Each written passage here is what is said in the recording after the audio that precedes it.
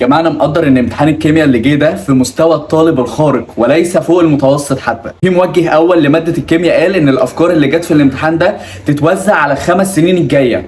انا كنت شايف ان الجمله دي اوفر. لما قريت ال 46 سؤال بتاع الامتحان، لا قريت ال 46 سؤال بتاع الامتحان حسيت انه لا، عنده حق. ايه كميه الافكار دي؟ حتى عشان تفكر في الافكار دي محتاج وقت اكتر من 3 ساعات، ف3 ساعات ما يكفوش اطلاقا. كميه الافكار دي في ال 46 سؤال بجد كتير جدا، خصوصا ان كل سؤال بينقسم لكذا فكره. طيب ده الكلام اللي كلكم حاسينه، بس انا عايزك تتيقن صدقني اللي ما كانش صعب عليك لوحدك، لا ده صعب على الجميع، فبكده التنسيق هيقل، فما تقلقش خالص. خلاص صدقني ارمي ورا ظهرك، انسى خالص اللي فات وابدا من جديد. ان الماده الجايه اللي هي الفيزياء هي اول امتحان ليك، وكلك حماس وثقه ويقين في الله سبحانه وتعالى ان هو ربنا هيعوضك، لانك تعبت فعلا في المذاكره. لسه حلمك ما انتهاش، لا في حلم تحارب عشانه، لسه مشوار طويل. لا ما تضيعش مجهودك طول السنه بسبب امتحان واحد.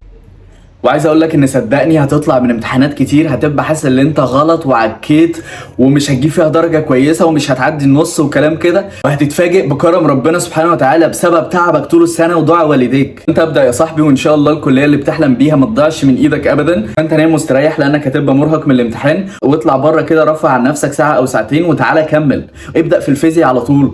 وبس كده، دي كلمه بسيطه جدا كنت حابب اقولها ليكم، وان شاء الله تدخلوا الكليه اللي بتحلموا بيها. انا هنزل لك فيديو النهارده يساعدك جدا اللي انت تتم الفيزياء، وفي جدول كويس يساعدك اللي انت تستغل الاسبوع اللي قبل الامتحان. بس كده، ما تنسوش لايك للفيديو، تشترك في القناه وتفعل زر الجرس، وشكرا ليكم.